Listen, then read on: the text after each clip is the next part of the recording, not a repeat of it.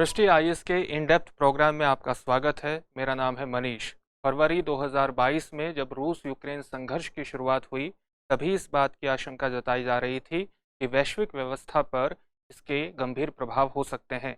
वैश्विक व्यवस्था को नई दिशा देने का प्रयास कर रहे विकासशील देशों के संगठनों पर भी इसके प्रभाव होने की आशंका जताई गई थी।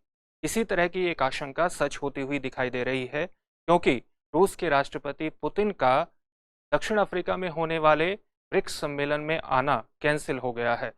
यही हमारा आज का टॉपिक भी होगा। इन डेप्थ में हमारे टॉपिक का नाम होगा, आखिर पुतिन क्यों नहीं जा रहे दक्षिण अफ्रीका ब्रिक्स सम्मेलन में। इस टॉपिक के अंतर्गत हम विभिन्न पक्षों पर चर्चा करेंगे। हमारे चर्चा के क्या पक्ष रहेंगे? सबसे पहले हम खबर जानेंगे कि ये खबर क्या है, फिर हम देखेंगे कि ये चर्चा में क्यों है। चर्चा में देखने के बाद हम ये देखेंगे कि पुतिन अगर दक्षिण अफ्रीका नहीं जा रहे हैं तो उसका आधार क्या है। उसका आधार अंतर्राष्ट्रीय आपराधिक न्यायालय द्वारा लगाए गए कुछ आरोप हैं।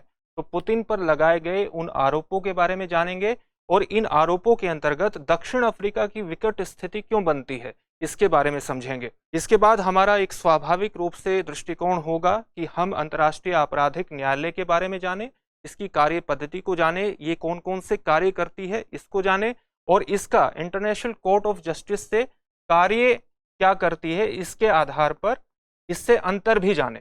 फिर हम देखेंगे कि क्या आईसीसी के पास, अंतर्राष्ट्रीय आपराधिक न्यायालय के पास पुतिन पर मुकदमा चलाने की शक्ति है। और इसके बाद हम अंतर्राष्ट्रीय संगठनों में होने वाली अंतर्राष्ट्रीय राजनीति के कुछ पक्षों पर प्रकाश डालेंगे। अंत में आपके लिए एक प्रश्न होगा। यह प्रश्न आपको आईएएस की प्रारंभिक परीक्षा में मदद करेगा।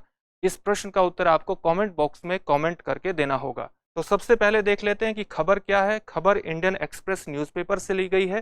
खबर है, why Putin won't go to South Africa for the BRICS summit in August. ये इंडियन एक्सप्रेस से न्यूज़ ली गई है। चर्चा में क्यों है? क्योंकि ब्रिक्स शिखर सम्मेलन अगस्त 22 से 24 2023 को दक्षिण अफ्रीका, साउथ अफ्रीका के जोहानिसबर्ग में होने वाला है। ये ब्रिक्स का 15वां शिखर सम्मेलन, 15वां समिट होगा। और क्योंकि ये एक बहुत महत्वपूर्ण समिट है और जो ब्रिक्स संगठन है ये आर्थिक रूप से, व्यापारिक रूप से और सांस्कृतिक रूप से महत्वपूर्ण निर्णय अपनी समिट में लेता है। तो जाहिर सी बात है कि अगर किसी देश के प्रधान अध्यक्ष, किसी देश के अध्यक्ष, किसी देश के राष्ट्रपति इसमें शामिल ही नहीं होंगे तो स्वाभाविक रूप से किसी आर्थिक या व्यापारिक या सांस्कृतिक किसी बड़े निर्णय की घोषणा की संभावना कम हो जाती है।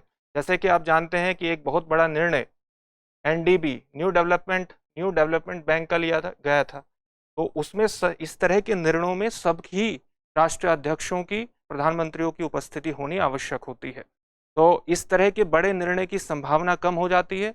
ये ब्रिक्स सम्मेलन पे पुतिन के शामिल न होने का एक प्रभाव है और अंतर्राष्ट्रीय राजनीति पर, जैसा कि मैंने बताया कि रूस यूक्रेन संघर्ष के बाद अंतर्राष्ट्रीय संगठनों पर वेस्टर्न कंट्रीज के दबाव का एक परिणाम भी है। तो रूस यूक्रेन संघर्ष में के अंतर्गत ये चीज़ पूरी महत्वपूर्ण हो जाती है, इसलिए चर्चा में भी है। अब हम देख लेते हैं कि पुतिन पर क्या आरोप लगाए गए हैं और दक्षिण अफ्रीका की इसके अंतर्गत क्या विकट स्थिति है। दरअसल इसी वर्ष 17 मार्च को इंटरनेशनल क्रिमिनल कोर्ट, अंतर्राष्ट्रीय आपराधिक न्यायालय ने 2 व्यक्तियों के खिलाफ, राष्ट्रपति पुतिन और राष्ट्रपति पुतिन के ही ऑफिस में उनकी कमिश्नर फॉर चिल्ड्रंस राइट मरिया लवोवा-बेलोवा के खिलाफ एक अरेस्ट वारंट जारी किया, इनको तुरंत गिरफ्तार करने का। इन पर कई तरह के आरोप लगाए गए, जिसमें सबसे गंभीर आरोप था कि इन्होंने 24 फरवरी 2022 को जब यूक्रेन संघर्ष की, यूक्रेन पर आक्रमण किया, उसके बाद यूक्रेन के क्षेत्र में बहुत बड़े स्तर पर बच्चों का स्थानांतरण और निर्वासन किया गया। जो आईसीसी, जिसकी स्थापना रोम स्टैच्यूट, जिसे हम रोम संविधि भी कहते हैं, 1998 ये एक प्रकार की अंतर्राष्ट्रीय संधि है। इसके आर्टिकल 82A 7th और 82B 8th के खिलाफ जाता है, यानी इसके अंतर्गत ये एक युद्ध अपराध की श्रेणी में आता है।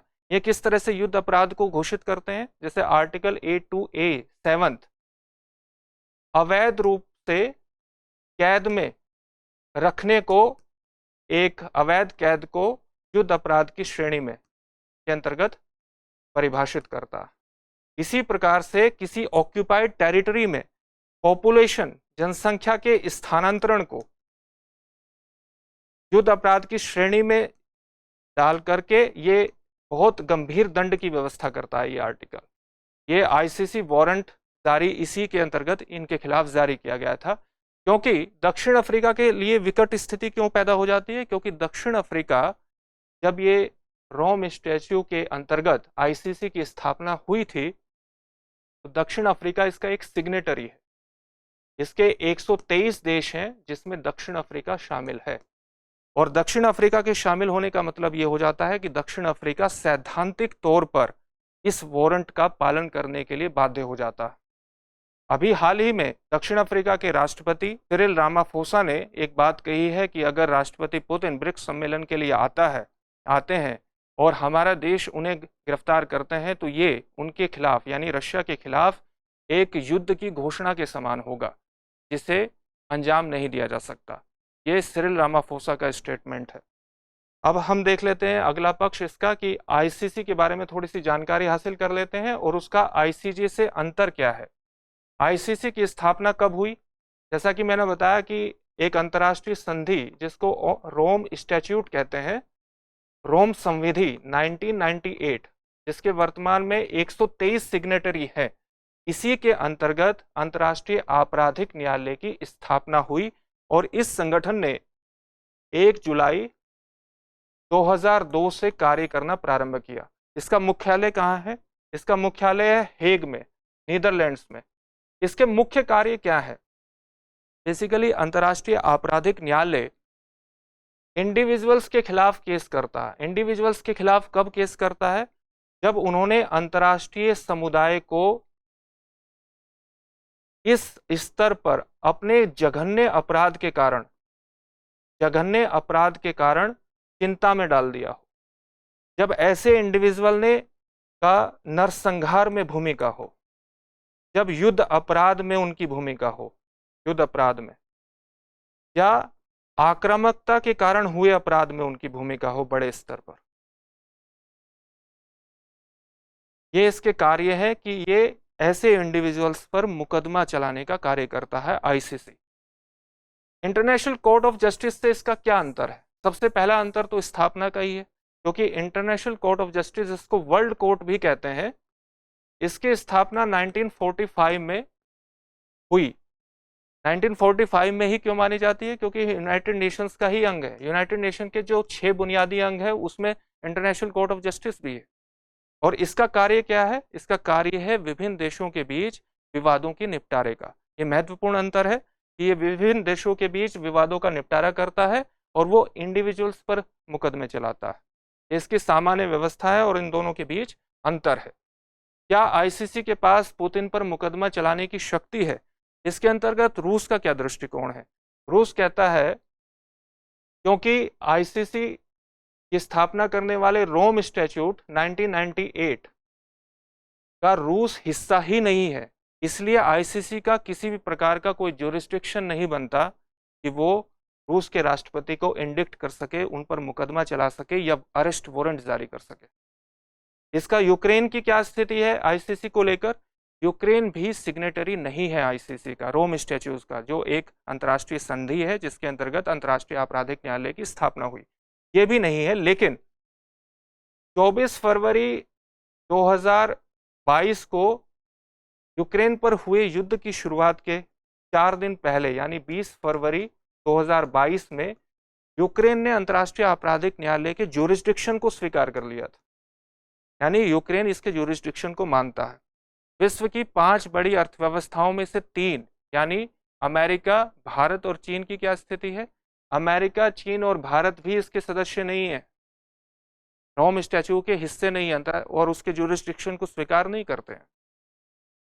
तो सामान्य रूप से स्थिति यह है कि अगर कोई सिग्नेटरी नहीं है तो अरेस्ट वारंट वो पर्टिकुलर देश तो स्वीकार नहीं करेगा, लेकिन दक्षिण अफ्रीका क्योंकि उसका सिग्नेटरी है तो उसके लिए एक सैद्धांतिक तौर पर मजबूरी हो जाती है कि वो कम से कम सैद्धांतिक तौर पर कि वो राष्ट्रपति पुतिन को गिरफ्तार करने के लिए कोई ना कोई कदम उठाए। और शायद यही कारण है कि ये ब्रिक्स सम्मेलन में राष्ट्रपति पुतिन का शामिल होना कैंसिल हुआ है। अंतर्राष्ट्रीय राजनीति का पक्ष इसके अंतर्गत देख लेते हैं। जैसा कि आप जानते हैं कि द्वितीय विश्व युद्ध के बाद उभरे कई अनेक संगठन, जिसमें सबसे महत्वपूर्ण था यूनाइटेड नेशंस और ब्रेटन वुड्स संस्थाएं, यानी यूनाइटेड नेशंस, IMF और वर्ल्ड बैंक। ये लगातार शीत युद्ध का एक महत्वपूर्ण मोहरा बने रहे। लगातार किसके बीच बने रहे? यूएस के नेतृत्व में पूंजीवादी देशों का, कैपिटलिस्ट देशों का, और सोवियत रूस के नेतृत्व में कम्युनिस्ट देशों का। लगातार संघर्ष, और दोनों ही पक्षों ने लगातार इन संगठनों में अपना प्रभाव बढ़ाने का प्रयास किया, लेकिन जैसा कि आप जानते हैं कि इन संगठनों में हमेशा प्रभाव वेस्टर्न कंट्रीज का ही रहा।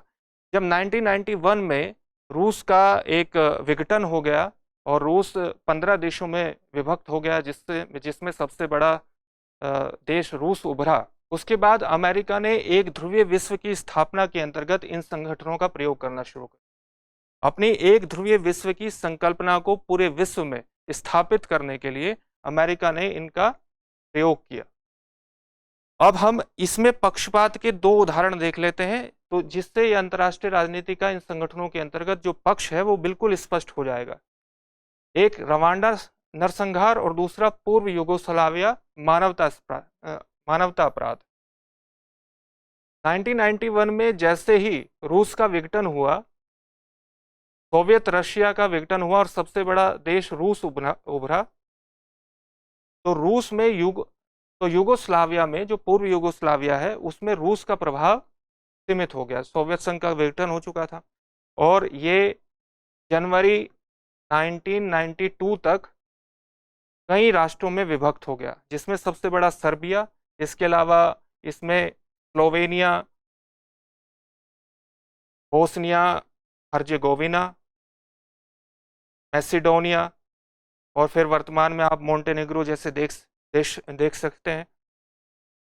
इस दौरान 91 के दौरान यहाँ बहुत बड़े 91 और 92 के दौरान बहुत बड़े स्तर पर पॉलिटिकल नेताओं, राजनीतिक नेताओं द्वारा प्रेरित नरसंहार, युद्ध अपराध की घटनाएं घटी। और इस युद्ध अपराध की घटना से निपटने के लिए यूनाइटेड नेशंस सिक्योरिटी काउंसिल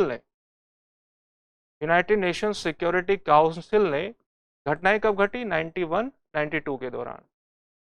और यूनाइटेड नेशंस सिक्योरिटी काउंसिल ने मई 1993 के दौरान एक ट्रिब्यूनल की स्थापना की, जिसको कहते हैं international criminal tribunal for farmer Yugoslavia. और इसने यहां हुए युद्ध अपराध के लिए काफी लोगों को इंडिक्ट किया और उन पर मुकदमे चलाए। इसी प्रकार से 1994 में अप्रैल से जुलाई 1994 में रवांडा में बहुत बड़े स्तर पर नरसंहार हुआ, और यह संघर्ष था हुतू और तुत्सी जातियों के बीच प्रमुख रूप से, जिसमें तुत्सी जातियों का बड़े स्तर पर नरसंहार हुआ। और यहां तक के आंकड़े हैं कि 100 दिनों के भीतर लगभग 8 लाख तुत्सियों को मौत के घाट उतार दिया गया। और कई आंकड़े बताते हैं जो यहाँ पर 5 से 10 लाख लोगों के मरने का अनुमान जताते हैं। इतने बड़े 20वीं शताब्दी में सबसे बड़े नरसंहारों में रवांडा नरसंहार शामिल है। और इसके खिलाफ भी, इससे निपटने के लिए भी यूनाइटेड नेशंस सिक्योरिटी काउंसिल ने एक 94 में घटित हुई घटनाएं और नवंबर 1994 में एक international criminal tribunal for Rwanda बनाया। इसने भी काफी लोगों पर को इंडिक्ट किया, उन पर मुकदमा चलाया। आप दोनों मामलों में देख सकते हैं कि रवांडा नरसंहार के दौरान भी और पूर्व यूगोस्लाविया मानवता अपराध के दौरान भी यूनाइटेड नेशन सिक्योरिटी काउंसिल ने ट्रिब्यूनल बना करके इस युद्ध अपराध के लिए जिम्मेदार लोगों को उन पर मुकदमा चलाने का और उन्हें सजा दिलाने का प्रयास किया। लेकिन इराक आक्रमण 2003, जो कि इराक में रासायनिक स्तर के हथियारों, बड़े स्तर पर रासायनिक हथियारों के होने के आधार पर शुरू किया गया था। क्या जिसमें इराक आक्रमण में कितने लोग मारे गए? लगभग 3 लाख। 4500 अमेरिकी सैनिक भी मारे गए लगभग, और इसमें अमेरिका ने $2 ट्रिलियन का खर्चा कर दिया। लेकिन क्या आज तक किसी भी प्रकार का ट्रिब्यूनल अमेरिका इस इराक युद्ध के लिए जिम्मेदार लोगों पर चलाने का प्रयास किया गया है? यह अंतर्राष्ट्रीय राजनीति में अंतर्राष्ट्रीय संगठनों के अंतर्गत होने वाले पक्षपात के सबसे बड़े उदाहरणों में शामिल है, और इसीलिए विश्व के विभिन्न देशों द्वारा अंतर्राष्ट्रीय संगठनों में लगातार सुधार की डिमांड की जाती है।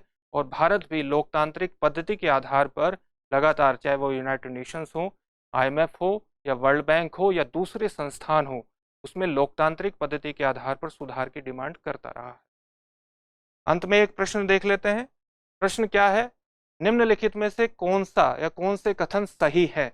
अंतर्राष्ट्रीय आपराधिक न्यायालय का गठन रोम संविधि 1998 के तहत हुआ है। ये पहला स्टेटमेंट है। दूसरा स्टेटमेंट क्या है? यह विभिन्न देशों के मध्य विवादों का निपटारा करता है। पहला ऑप्शन है केवल 1, दूसरा ऑप्शन केवल 2, तीसरा ऑप्शन 1 और 2 दोनों, और तीसरा न तो 1 और न तो 2। इस प्रश्न का उत्तर आप हमें कमेंट बॉक्स में कमेंट करके देने का प्रयास कीजिए। फिर से आपसे एक नए सेशन में मुलाकात होगी। धन्यवाद।